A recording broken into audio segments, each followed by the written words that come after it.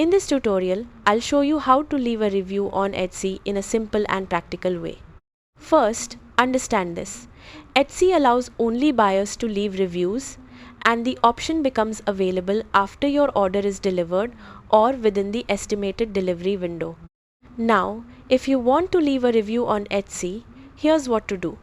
Start by going to the Etsy website or app and logging into your account. Next, tap on your profile icon. After that, go to Purchases and Reviews. Then, find the order you want to review. Now, click on Leave a Review next to that order. After that, choose a star rating from 1 to 5 stars based on your experience. Then, add a short comment about the product quality, shipping, packaging, or seller communication. You can also upload photos or videos to make your review more helpful for other buyers. Next, tap Post Review to submit it.